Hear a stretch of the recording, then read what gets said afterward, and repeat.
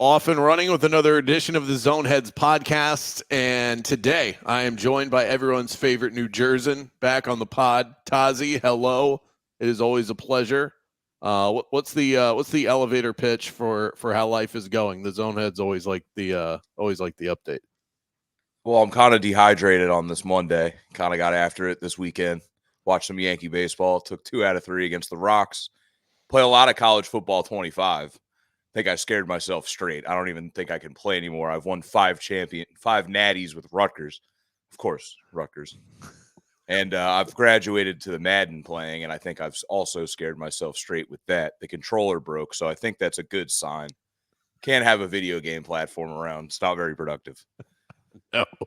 No, not at all. I've told this story on the air, but I'll tell it to you. I was at a GameStop. We're trying to clear out the house. Sold my house, by the way, getting into a new one. So we're in that process. Still in the original. So I'm trying to clear out some stuff. So I take my PS4, which was old and dusty and in the garage. I take it to GameStop. And while I'm waiting for the guy to assess whatever pennies he's going to give me for this console, it's laughable. They're like $35. Like, this is a PlayStation 4. Anyway, so while I'm standing there, Mallory calls me.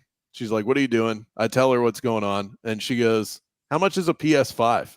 And I'm like, "This is wheels up. There's no looking back." That's big time. Yeah. So Not I use does Mallory sound like an amazing wife for that reason? I thought I was actually reviewing her draft last night, and I thought she, at least the first 8 rounds, she crushed. She did. The first 3, she doesn't really want my help because she knows that everyone just assumes I'm sitting there with her, and I obsess over this stuff. But after round 3, she's like kind of looking at me like, "Hey, you got any intel over there?" Oh, really? It did seem like she got undervalued players at good rounds. And that's what I tried all about. She got Tank. She's like, "Do you still like Tank Dell?" I'm like, I could not love him anymore. I have Tank Dell as a keeper in my other league, so it's one of those things. I kind of got my eggs in that basket there. Little hedge job with Malik Neighbors around that same area, so it worked out nicely. Once I saw Neighbors go off the board, I knew it was you. But long story short, I got a PS5, and every time I turn that thing on, it turns into 2 hours of just my life evaporating. Like I get – you're right about productivity. It's like it's fun. It's great. Obviously, I got college football 25. That's the whole reason to buy the thing. Yeah. But yeah, and then once I catch myself, I've spent 30 minutes on recruiting. I'm like, what am I doing? I live to finish games just so I can get back to recruiting. That's great. Trying to tell, but not productive at all. I think I've scared myself straight. It's been a good run. I wasted my summer playing a lot of video games, but I got outside too. Watched a lot of Yanks outside. Yeah. Fresh air. The Orioles are struggling right now. I was looking up since the All-Star break. They are 500. The Oakland Athletics, right? The damn Athletics have a better record than the Orioles since the break. The A's can hit. But yeah, the Yanks or Orioles, both of them have had so many opportunities to get some breathing room between their opponent, and nobody wants to take it. I think the Yanks are finally playing a little better now, but any game even when they win 2 of 3, the game they lose is so bad, but they usually do a good job recovering and winning rubber games these days. Love the Jazz Chisholm pickup. Still waiting on the call up from my guy Jerseyan. My guy Luis Heel's injured he's got a back problem on the IL. I don't know. It feels very open. Everybody's got flaws. A lot of teams with around the same record. We'll see how this stretch run goes. So I did want to touch on that draft for a minute. We had a Superflex draft last night. Tozzi's in this league. I'm in the league. I picked at 4. It's not a keeper league or anything, so we're picking everybody fresh. I had pick 4. You had pick 6, so we're pretty close to each other in the draft. And I was shocked to see how little people outside of you and I and maybe 2 others prioritized quarterback early in a Superflex league. I got Jalen Hurts at pick 4. He was my number 1 player. You got Josh Allen at pick 6. I like my team. It was one of those drafts. I'm sure you've had these where you look back and you're like, I never draft these players. How did I end up with this roster? I like the team, but I wouldn't call it like a Brandon squad outside of the rookies that I drafted on the bench. Yeah, I mean, I named my team the good guys. I thought about naming them Tozzi's guys because I did feel like I got a batch of my guys, but Yeah. I did not think I'd have the opportunity to get Jamar Chase in round 2.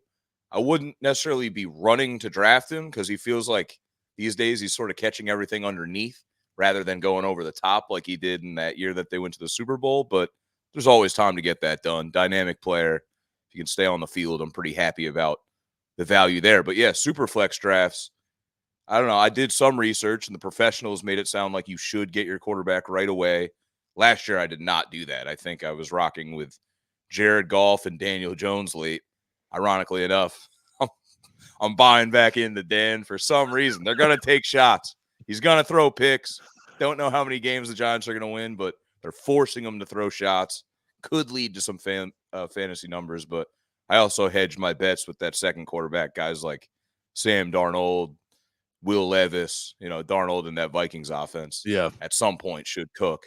At some point, maybe. You sniped me a couple times in the draft. I thought for sure Jamar Chase was coming back to me in the second round. I was so excited to start my team with Hurts and Chase sniped right there because you had the 2 picks in front of me. And then there was another later in the draft. I like Darnold this year in fantasy for Superflex, very specific to this format because look who there are so many bad quarterbacks that you end up having to start. I drafted Michael Penix. He's not even a starting quarterback. So you took a page out of my book there. I was like, rats, Kravitz got him. Good pick. I got Tyrone Tracy Jr. in that round, the rookie Giants running back who I'm obviously very hopeful that he breaks out, but we'll see. So I tried this strategy a couple of years ago in this league, and it didn't work. And it was with the same team, oddly enough. I took Desmond Ridder and Marcus Mariota, and they both sucked because I just figured someone's going to win the job, and I'll end up with the starting quarterback. I did the same thing in this draft with Cousins and Penix, but this is such a more exciting version of that strategy that, hey, if Cousins gets hurt or if Cousins sucks and they're like, hey, let's just give it to the kid, then I have the Falcons starting quarterback. I love the Falcons this year. I was saying to someone the other day, they got to win the AFC South, right? But then again, I slept on the Bucs going into last year. Bucs had a great year. Baker had like the best year of his career. Got the ball to the weapons. They play hard nosed. So I guess it's kind of still the Bucs until further notice, just the way they play such hard nosed football. But yeah, Falcons on paper, video game style, like what's not to love about Bijan, and especially all the more so Raheem Morris and the offensive coordinator he brought over from the Rams. So I think he'll get the ball in the playmakers' hands, I think. So here's where I'm at on the Falcons. I think the Falcons and the Texans are a little similar because they won the offseason. And how many times have we seen this over the course of our lifetime in the NFL? You win the offseason, everyone gets excited about you, and it amounts to nothing because that's not really how you win in the NFL. You win by building up organically and continuity and all that stuff. You don't win in free agency. You can add to your roster in free agency, but you can't win that way. But I think Houston is in a really tough division where the Colts are sneaky, the Titans are sneaky. I really like Jacksonville this year. The NFC South is awful. So I think you can build a team through free agency in the NFC South and win, because if the Bucs are your biggest competition, I'm just not that worried about them. I think the Falcons could run away with that one rather quickly. I don't worry about it. The Saints are garbage. Saints are hard to gauge, period. Yeah, Saints, they could either be decent or really bad. I'm just like not really sure which. And Carolina, it'd be interesting to see if they're really bad still or Canales kind of gets them. I feel like Canales will get them at least functioning as best they can, but how good is that even still? So I have 3 teams that I would nominate as watch list teams that I want to plant my flag in this year. We just talked about one of them, Atlanta. I'm buying in. I love the addition of Matthew Judon and Justin Simmons, and I think Kirk Cousins should awaken that offense. Even if Kyle Pitts doesn't turn out to be good, just getting Drake London and Bijan Robinson where they need to be should be enough. I really like Jacksonville. One more year for Trevor to show me that he's the guy that we saw at Clemson. But if that guy ever shows up into the NFL, is what he was promised. They are to the moon. They could be one of the best teams in the AFC. And then this one I think you're going to like. My other watch list team, the Las Vegas Raiders. I don't think people realize this is not an awful football team. No. People just chalk them up as bad. They won 7-8 games last year Beat the with Chiefs. Aiden O'Connell at quarterback and Jimmy G. Both are terrible. Gardner Minshew is an improvement. Minshew won 9 games with the Colts, and they have one of the best defensive players in Max Crosby. The Chargers and the Broncos are not going to be good football teams, so they could be the second best team in the AFC West. I think the Raiders and Minshew, how perfect is Minshew for that Raiders culture? It just really is a is. vibe fit. I wanted Minshew as one of my hedge QB2s in this league and just missed him. Forget who got him. But, yeah, always been capable. They got Devontae to throw to. Our guy, Brock Bowers, be interesting to see how good he is right away. Didn't end up with him in fantasy. Like Zamir White, I did end up with him. Head coach Antonio Pierce, loved that he's getting the shot. He's going to build that team the right way. But I do think it's still a tough division. Like Harbaugh, I think, is favored to be coach of the year.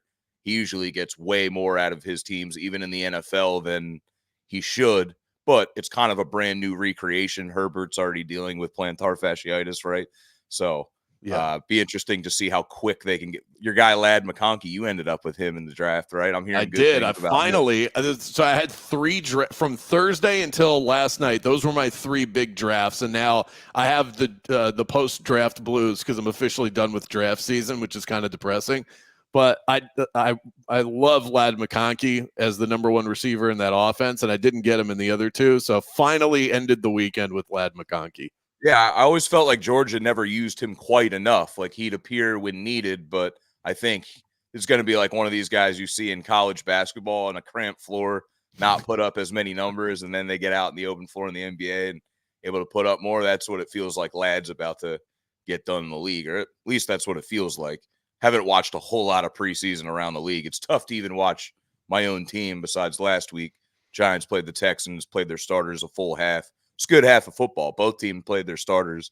Texans-Giants would have been a good game. But, of course, yeah, you brought up the Texans before. Love them.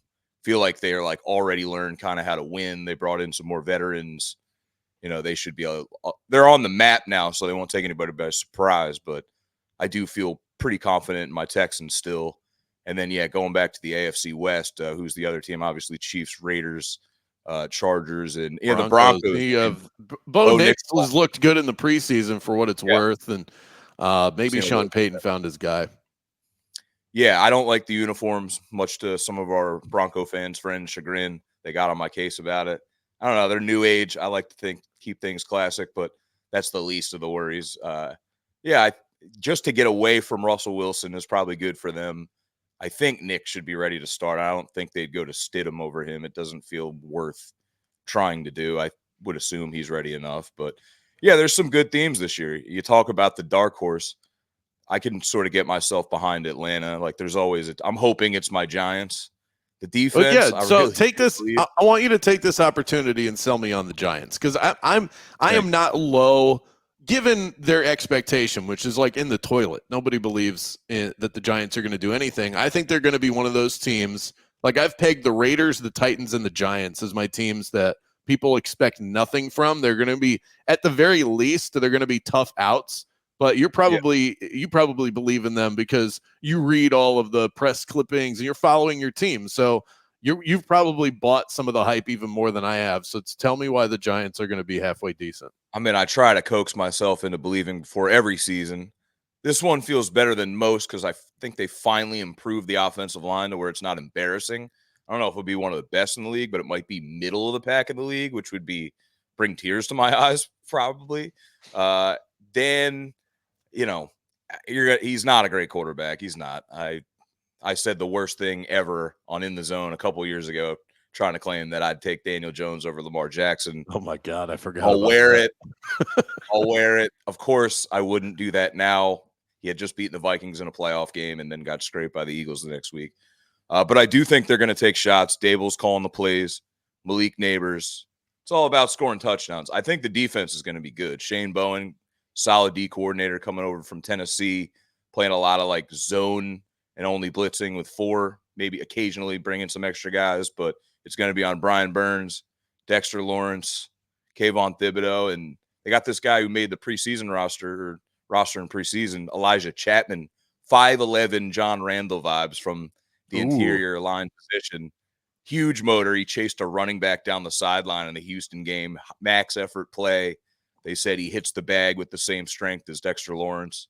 His dad was a lumberjack, so I'm fired up about Elijah Chapman, maybe even starting in that spot, or former Buck Nunez Roches. But young secondary, that's where our defense could get in some trouble. But between that front and Bobby O in the middle holding things down, a good young safety in Tyler Nubin, solid D coordinator. Very excited about the defense, but comes down to scoring touchdowns and kind of go as far as Dan and Malik Neighbors take us, it feels like. Malik Neighbors is exciting. That's part of the reason. You mentioned the biggest reason why I have any belief in the Giants this year is because of that defensive line. If you can get after the quarterback, you keep yourself in games. I mean, that's how your team won multiple Super Bowls, was being able to sack the quarterback. The offensive line, is that still a major issue, or has that been rectified? No, I think it's going to be middle of the pack. Andrew Thomas wasn't healthy most of the year last year. When healthy, he's one of the best left tackles in the game. Still has to kind of clear that hurdle to be considered the all-pro left tackle. I believe they're going to play – I forget who they're playing on the left side and right side in terms of guard. John Runyon's going to play one of the guards, and Jermaine Illuminor, I think, is actually going to play right tackle coming over from Vegas. Had Carmen Brasillo, the offensive line coach, in Vegas. He comes over to the Giants as well. So not only better personnel with the Giants, but a good coach. John Michael Schmitz at center, entering his second year. He's a little banged up right now, but Runyon, who they're overpaying. They're overpaying Runyon and Illuminor. They're not necessarily all pro guys, but they're like a 76 in Madden. It's acceptable. Like that's. It's no Nathan. I saw Nathan Peterman's in 49. So yeah, it can be worse than that. So I haven't put my notes together yet for the live show today. Evan Neal stinks, by the way. Total bust. Okay, well, that's good to know. That's a major setback, but he won't even be starting. So that's crazy, by the way. Yeah, it's very saddening. I like hopping on with you after big things happen and then just sort of gut reacting to them. I think that's one of your specialties, and you tend to bring the best out of me as far as just not having notes in front of me. So I have not put my notes together for FSU reaction. That is what I will be spending most of the rest of my day doing before 3 p.m. Eastern time. But my initial response to FSU losing in Dublin is that they're in a load of trouble. I have a hard time not watching that game and overreacting to it. And it's because their quarterback ain't it. DJU was bad, and I think he's gotten worse. Maybe he just took advantage of a soft Pac-12, but that wasn't just a loss to me. That was a gut punch that has to change the way that if you're a Knowles fan, you don't just leave that game going, oh, now we started the season 0-1, because you can rehab from that in a 12-team playoff. Yeah, but I think this team is bad. Yeah, I mean, I told myself I was going to be a better college football fan this year, especially because I was addicted to the football game. And playing Florida State's the best because War Chant is as good as it gets. Imagine losing your opening game when you know War Chant's going to be rocking behind you all season. How do you let that happen? Come on. Mike Norvell's better than it seemed like they were going in a great direction last year. And I don't know, maybe something about week 0, playing in Dublin, just kind of these kids are young. It's a weird set of circles. Well, DJU's not very young anymore, is he? That guy, he's got to be like 26 at this point. On his like third different college team. No, isn't that what it is? I don't even think I realized DJU was there. DJU started at Clemson for a couple of years, was disappointing, but showed promise. And then he goes to Oregon State. I watched a decent amount of Oregon State last year. I mean, relative to how often I usually watch the Beavers, because they were a good bet last year. And I thought he was, anybody that you can trust with your money is someone that's decent enough. And I feel like most of the time I bet on Oregon State, I was coming through with the win. So he was getting it done. And I mean, it still looked rough around the edges at times, but I was talking to some Florida State fans. They're like, yeah, but he started the game 11 of 12. I'm like, he didn't throw the ball past the line of scrimmage. That's the problem. Georgia Tech figured him out. And they're like, he's not going to throw the ball deep. He can't. Florida State fans are pretty funny. I mean, they like find a way to either be the most positive homer about their team or extra critical. I'm thinking there's more fans of the Noles that are so positive, but I do have one friend who I haven't talked to since the game. Wonder how he's feeling after that. And he's very braggadocious. I don't think he'll be able to say too much after that. I wish I got to watch more. I watched Yankees Old Timers Day, which was awesome. They honored the 2009 World Series team, but then lost 9-2 to the Rockies. So wait, we have the should've- first college football game of the year, Yeah. and you're watching Yankees Old Timers Day? Well, you know how I roll. I wait for like the big matchups. I need SEC versus SEC type stuff. Or Rutgers. Oh, man. Rutgers Howard next Thursday night. I mean, If it I is didn't have weird. a softball game, I'd be there. It is weird that they started the college football season in Dublin. I can't think of a less appropriate place to start America's favorite Unless sport. Notre Dame's playing. Notre Dame's opened up there before, and that makes a little bit more sense. But yeah, I saw a picture on the internet of I guess the broadcasters drinking a Guinness like while they were broadcasting. It's kind of fun. But Pat McAfee got sloshed. What's What's your overall take on Pat? Has he jumped the shark?